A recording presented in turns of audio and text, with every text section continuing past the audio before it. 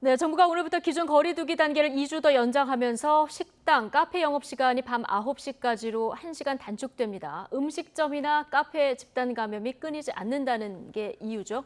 네, 이에 대해서 자영업자들은 거세게 반발하고 있습니다. 현장에 나가 있는 취재기자 연결해 보겠습니다. 김혜린 기자.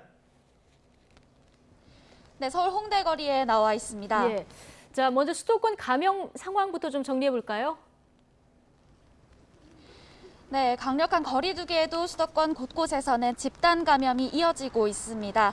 먼저 서울 역삼동 음식점에서는 지난 18일 음식점 종사자 1명이 첫 확진 판정을 받은 뒤 지금까지 33명이 확진됐습니다. 식당 손님과 그 지인에서 추가 감염자가 나오고 있는 건데요. 해당 장소는 규모가 큰 지하 음식점으로 음악을 틀며 술을 팔아 젊은 층이 주로 찾는 곳입니다. 방역당국은 방역수칙을 위반했는지 등을 조사하고 있습니다. 어린이집 유치원발 집단 감염도 이어지고 있습니다. 강남구 유아대상 학원에서는 지난 12일 첫 확진자가 나온 뒤 지금까지 파악된 확진자만 19명에 달합니다. 마포구 어린이집에서도 모두 13명이 확진 판정을 받았습니다. 이 밖에도 동대문구 음악연습실, 관악구 실내체육시설에서 각각 16명, 11명이 확진됐는데요. 두 사례 모두 지하에 있거나 창문이 없는 공간이어서 자연 환기가 어려웠다는 점이 감염 확산의 원인으로 보입니다. 이처럼 고강도 조치에도 코로나19 확산세가 꺾일 기미가 보이질 않는데요. 방역당국은 지금의 유행이 더 번지지 않게 방역에 집중할 필요가 있다고 당부했습니다. 네, 이렇게 말씀하신 것처럼 일상 곳곳에서 확진 사례가 나오다 보니까 이 추가 방역 조치 밤 10시까지 해서 9시까지로 영업시간을 1시간 줄인 건데 이에 대해서 지금 자영업자들 반발이 거센 상황이죠. 네, 그렇습니다. 홍대거리 곳곳에는 보시다시피 빈 상가들이 많이 보이고 있는데요. 제 옆에 보이는 이 상가는 임대 문의가 붙은 채로 덩그러니 놓여 있습니다. 1층 전체가 모두 공실인 상태입니다. 바로 옆 건물도 상황은 비슷합니다. 이곳에 자리 잡았던 가게는 지난해 말과 올해 초 하나둘 문을 닫았습니다. 주변 부동산은 코로나19 여파로 임대 문의가 거의 없는 상황이라고 설명했는데요.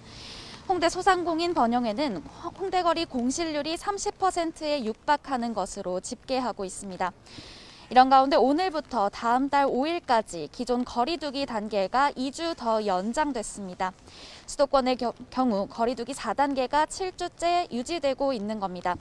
특히 오늘부터는 식당, 카페의 경우 매장 영업시간이 밤 10시에서 9시로 1시간 단축됩니다.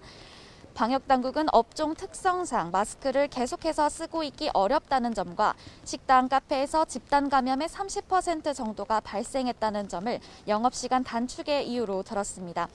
오히려 강화된 거리두기 조치에 자영업자들의 반발은 심합니다. 현장에서 편의점 업주의 이야기를 들을 수 있었는데요. 업주는 거리두기 4단계 시행 이후로 인건비도 나오지 않는 상황이라고 호소했습니다. 홍대거리 특성상 밤사이 주류 매출의 비중이 컸는데 주변 상가 영업시간이 단축되면 밤에 가게를 운영해봤자 매출을 기대하기 힘들다는 겁니다. 자영업자들의 불만이 커지자 방역당국은 당근책으로 접종 인센티브를 다시 내놓았습니다. 오후 6시 이후에도 식당, 카페에서 접종 완료자 2명을 포함해 최대 4명까지 모일 수 있도록 한 겁니다. 하지만 자영업자들은 접종 인센티브가 현장에서는 무용지물이라는 반응입니다. 백신 접종을 완료한 이들이 접종 인센티브 대상에 해당하는데 활동량이 많은 청장년층의 경우 백신 접종을 2차까지 마친 이들이 거의 없다고 반박했습니다. 지금까지 서울 홍대거리에서 YTN 김혜린입니다.